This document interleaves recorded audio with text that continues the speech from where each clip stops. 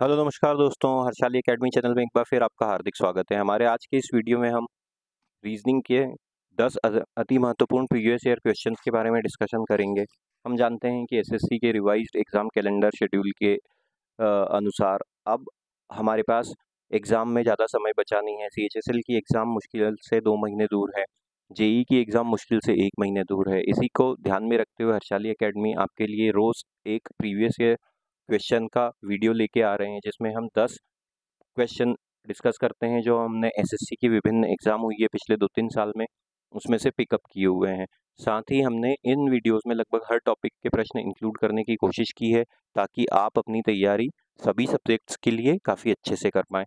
तो आइए दोस्तों शुरू करते हैं। हमारा जो आज का पहला प्रश्न है, उसमें हमें एक कोडिंग डिकोडिंग का प्रश्न दिया हुआ है, जिसमें कहा गया है अंग्रेजी वर्णमाला क्रम पर आधारित एक निश्चित तरीके से डीएचएल को जेएलएन निश्चित तरीके से डीएचएल का संबंध जेएलएन से है, ठीक उसी प्रकार एमएसी का संबंध एसडबलई से है। उसी तर्क का उपयोग करते हुए बताइए कि निम्नलिखित में से किसका संबंध एफआईपी से है। तो जब भी अंग्रेजी वर्णमाला का प्रश्न आता है तो हम प्लेस वैल्यू के कॉन्सेप्ट की मदद लेते हैं। प्लेस वैल्यू का कॉन्सेप्ट हमने काफ़ी डिटेल में काफ़ी वीडियोस में डिस्कस किया हुआ है, आप पुराने वीडियोस देख सकते हैं। साथ ही हमने एक डेडिकेटेड प्लेलिस्ट बनाई हुई है अल्फ़ाबेट सीरीज़ के लिए, जिसमें हमने अल्फ़ाबेट सीरीज़ के लगभग हर प्रकार के प्रश्नों के लिए वीडियो दिए हुए हैं, और साथ ही बिल्कुल बेसिक कॉन्सेप्ट के साथ, बिल्कुल ज़ीरो नॉलेज के साथ भी अगर कोई उन वीडियोस को देखता है तो वो एक्सपर्ट लेवल का नॉलेज उस प्लेलिस्ट में जाके उन वीडियोस को देख गेन कर सकता है। तो अब देखते हैं यहाँ पे कौन सा लॉजिक है। यहाँ पे है DHL, इसको कैसे कोडित किया गया है? इसको कोडित किया गया है JLN के रूप में। तो इनकी प्लेस वैल्यू लिख लेते हैं। डी की प्लेस वैल्यू होती है 4, एच की होती है 8 और एल की होती है 12। इसी प्रकार देखें तो जे की प्लेस वैल्यू होती है 10, एल की होती है 12 और एन की होती है 14। अब यहाँ पे देखें तो कैसा है दिया हुआ है लॉजिक। 4 से लेके 10 पे आए मतलब कितना हुआ? ये +6 हुआ। 8 से लेके 12 पे आए मतलब कितना हुआ है? +4 हुआ। और 12 से लेके 14 पे आए मतलब कितना हुआ? ये +2 हुआ। अब देखते हैं यहाँ पे क्या है। मैक MAC, M मतलब 13, A मतलब 1 और C मतलब 3। इसको कैसे लिखा गया है? SEE के रूप में, SEE के रूप में।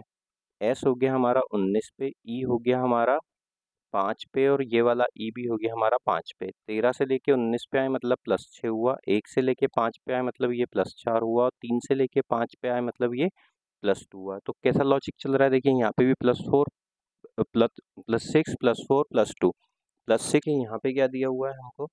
यहाँ पे दिया हुआ है हमसे हमसे क्या पूछा है कि निम्नलिखित में से किसका संबंध एफआईपी से है। तो अब एफआईपी को कैसे लिखेंगे? ये है एफआईपी। एफआईपी कैसे बनाया जा सकता है ये हमको ज्ञात करना है। तो एफ होता है हमारा 6 पे, आई होता है हमारा 9 पे और पी होता है हमारा 16 पे। तो यहाँ पे होना चाहिए +6, यहाँ पे होना चाहिए हमारा +4 और यहाँ पे होना चाहिए हमारा +2। तो ये कितना हो गया? +2 मतलब ये हो गया 14। 14 पे क्या मिलता है? n। +4 मतलब ये कितना होना चाहिए? ये होना चाहिए 5। 5 मतलब e। और ये हो गया +6, तो कितना आना चाहिए यहाँ पे? यहाँ पे आना चाहिए हमारा 20 और यहाँ पे आना चाहिए 20।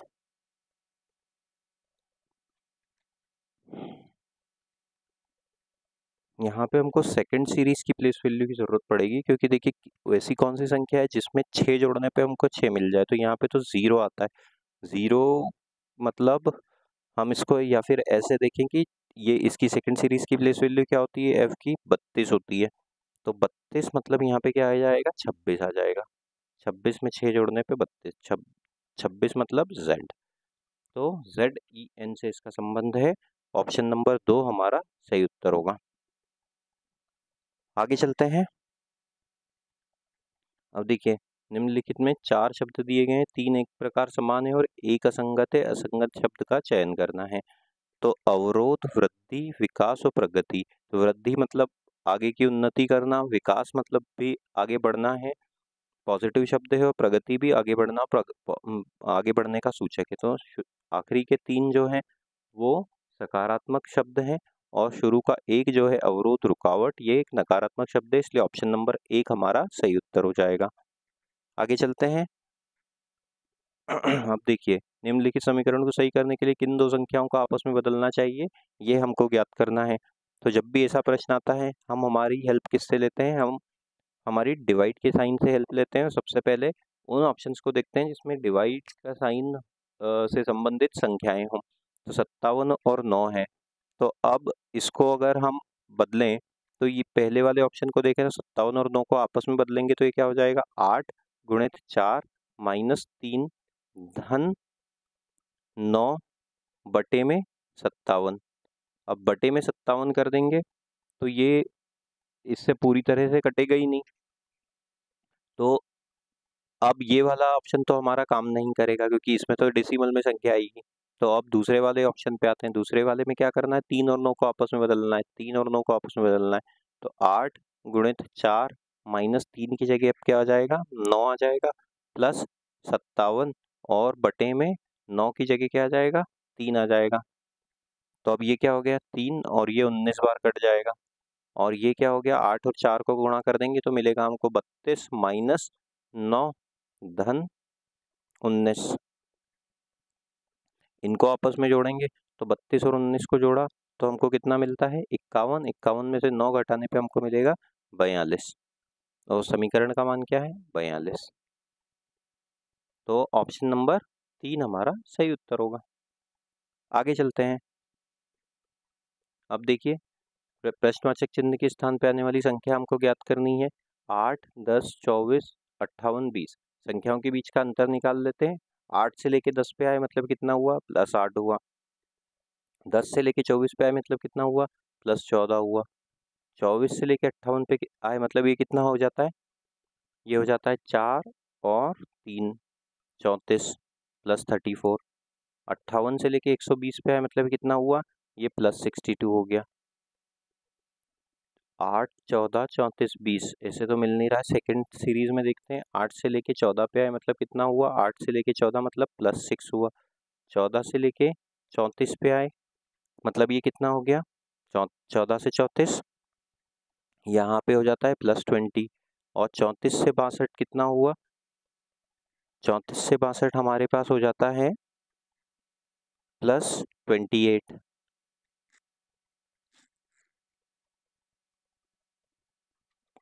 अब देखते हैं क्या लॉजिक है। अच्छा, एक गलती हो गई है, यहाँ पे ये +2 है। +2 है तो ये कितना होगा, ये हो जाएगा 2 से लेके 14 मतलब कितना हो गया, ये +12 हो गया। तो अब कैसा है, अब और आगे चलते हैं तो ये हो गया 12 से लेके 20 मतलब +8 और 20 से लेके 28 मतलब ये +8, ऐसा लॉजिक है।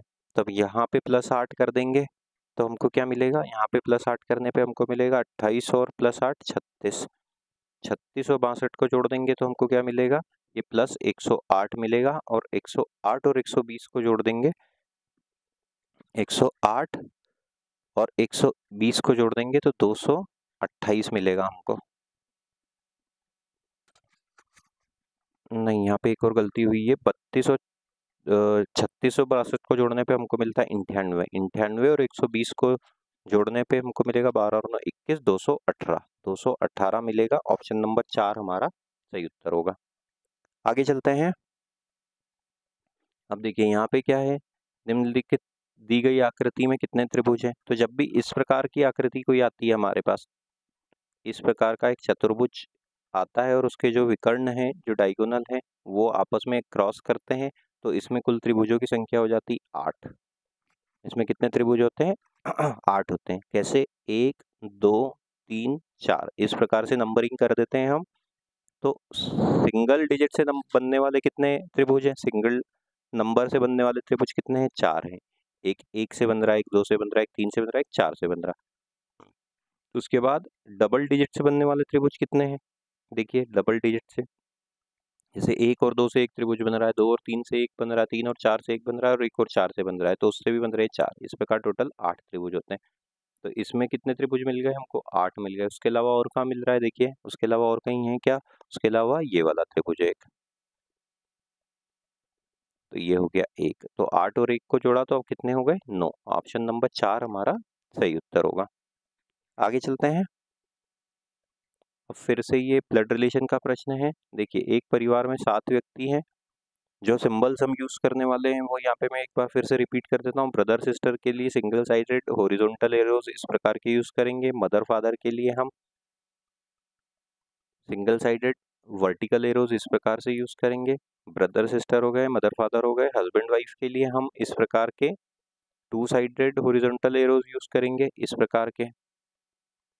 मेल के लिए हम प्लस के साइन का इस्तेमाल करेंगे और फीमेल के लिए हम माइनस के साइन का इस्तेमाल करेंगे। अब देखिए यहाँ पे क्या हो जाएगा।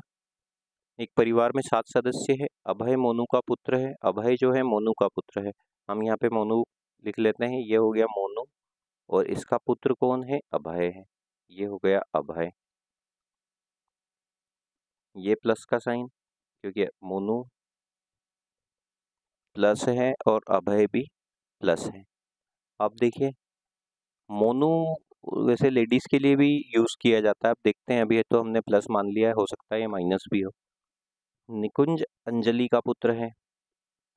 निकुंज जो है यहाँ पे लिख लेते हैं। ये हो गया निकुंज। ये किसका पुत्र है? ये अंजलि का पुत्र है। ये अंजलि।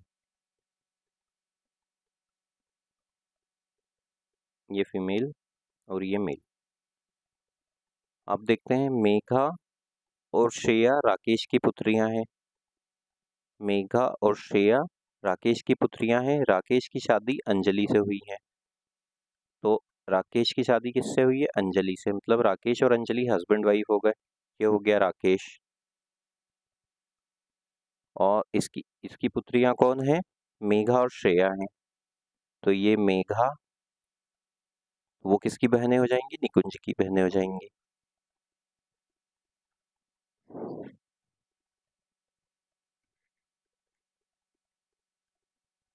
ये श्रेया। आगे चलते हैं। मोनू की शादी श्रेया से हुई है। जो मोनू है, ये मोनू, इसकी शादी किससे हुई है? मेघा से। मतलब ये दोनों हस्बैंड वाइफ हो गए। अभय का राकेश से क्या संबंध है? तो ये इस प्रकार की फैमिली बन रही। देखिए, ये तीनों आपस में भाई बहन है, जिसमें से श्रेया और मेघा बहनें हैं और निकुंज भाई है। अब श्रेया के जो पति हैं वो कौन है? मोनू है। ये दोनों हस्बैंड वाइफ हो गए। और उनका जो पुत्र है वो कौन है? अभय है। तो अभय की माता श्रेया और श्रेया के पिता कौन है? राकेश है। मतलब माता के पिता हो गए राकेश। तो अभय का राकेश से क्या संबंध है? अभय राकेश के नाती हैं। ऑप्शन नंबर 3 हमारा सही उत्तर होगा। फैमिली ट्री बनाने के बाद काफी आसानी से हम उत्तर ज्ञात कर सकते हैं। आगे चलते हैं।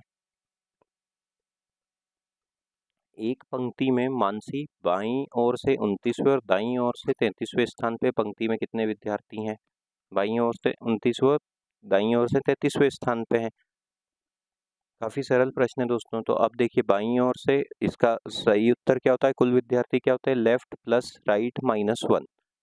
लेफ्ट से कौन सी पोजीशन है? 29वीं। दाईं ओर से कौन सी है? राइट से 33वीं। दोनों को जोड़ 33 है, ये 33 माइनस 1। तो ये कितना हो जाएगा? 29 और 33 को जोड़ने पे हमको मिलता है 62 और 62 में से 1 घटा देंगे तो हमको क्या मिलेगा? 61। ऑप्शन नंबर 1 हमारा सही उत्तर होगा दोस्तों। आगे चलते हैं। 7 के 5 क्रमिक गुणजों का योग 455 है। इस श्रृंखला की सबसे बड़ी संख्या निम्नलिखित में से कौन सी? 7 के 5 क्रमिक गुणज, क्रमिक मल्टीपल। तो ये इसको ऐसा प्रश्न क्या हो जाएगा? तो पहला 7 का गुणक कौन सा हो जाएगा? पहला तो गुणक खुद 7 ही हो जाएगा। ये हो गया 7। अब इसके बाद मान लेते हैं कि पहला गुणज है 7, या फिर इसको 7x लिख लेते हैं। हो सकता है 1 भी हो या उससे बड़ा भी हो सकता है। अभी तो हमने 7 ही मान लिया। दूसरा गुणक कौन सा हो जाएगा? दूसरा गुणक हो जाएगा हमारे पास 7 गुणित x धन 1। क्रमिक गुणक चल रहा है क्योंकि। उसके बाद नेक्स्ट कौन सा हो जाएगा? 7 गुणित x प्लस 2। ये 3 हो गए। फिर चौथा कौन सा हो जाएगा? 7 गुणित x प्लस 3, 1 2 3 4 और पांचवा कौन सा हो जाएगा 7 गुणित x धन 4। बस ये हो गया। इस समीकरण को हल करना है। इसका मान कितना दिया हुआ है 455 दिया हुआ है। अब हमको x की वैल्यू ज्ञात करनी है। तो अब देखिए ये हो गया 7x धन, ये हो जाएगा 7x धन 7 प्लस 1 है, तो फिर हो गया 7x धन 14 प्लस 7x धन 21 प्लस 7x धन 28 बराबर 455। 7x कितनी बार आया है 1 2 3 4 5, ये कितना हो गया 35x हो गया। और बाकी की संख्याओं को जोड़ लेते हैं तो ये कितना हो जाता है 7 और 14 21, 21 और 21 42, 42 और 28, 42 और 28 होता है हमारे पास 42 और 28 को जोड़ देंगे आपस में तो हमको मिलेगा 70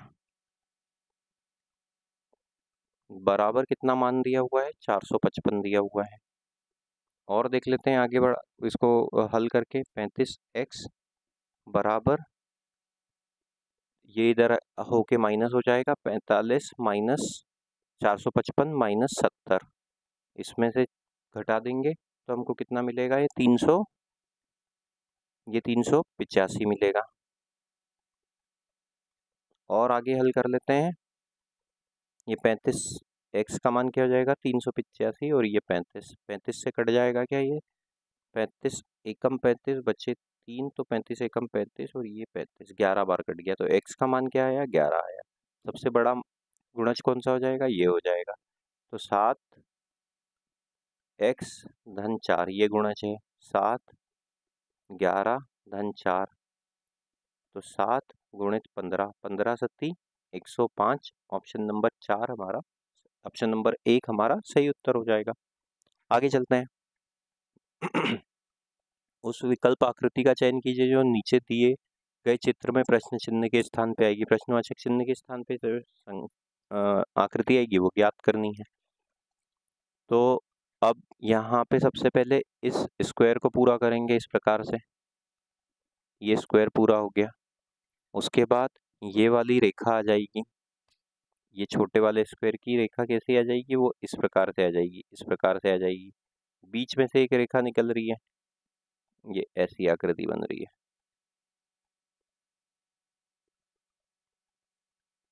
बीच में से एक रेखा निकल रही है जो आखिरी तक यहाँ पे जा रही है और एक ये बिंदु है यहाँ पे, ये इस प्रकार से। तो ये आकृति कहाँ पे दी हुई है हमको इस प्रकार की आकृति मिल रही है हमको ऑप्शन नंबर इस वाले में, ऑप्शन नंबर सी में मिल रही दोस्तों। ऑप्शन नंबर सी हमारा सही उत्तर हो जाएगा। आगे चलते हैं। जिस प्रकार शरीर का तापमान बुखार से संबंधित है उसी प्रकार शरीर का वसा किससे संबंधित है ज्ञात करना है। तो शरीर का तापमान और बुखार, जब शरीर का तापमान बढ़ता है तो हमें बुखार आती है, जब टेम्परेचर बढ़ता है तो हमें बुखार आती है। इसी प्रकार शरीर का वसा बढ़ने पे क्या होता है, शरीर का वसा बढ़ने पे मोटापा बढ़ता है। तो ऑप्शन नंबर 1 हमारा सही उत्तर होगा। उम्मीद करते हैं दोस्तों वीडियो आपको पसंद आया होगा। इस प्रकार के वीडियो हमारे चैनल पे भरपूर मात्रा में उपलब्ध है। कम से कम 2000 से ज़्यादा प्रश्न हमने जनरल रीजनिंग के डिस्कस किए हुए हैं और सभी टॉपिक हमने कवर किए हुए हैं। आप उन वीडियोस को देखिए और अपनी रीजनिंग की तैयारी को और बेहतर बनाइए। वीडियो पसंद आया हो तो वीडियो को लाइक कीजिए, चैनल को सब्सक्राइब कीजिए। Thank you.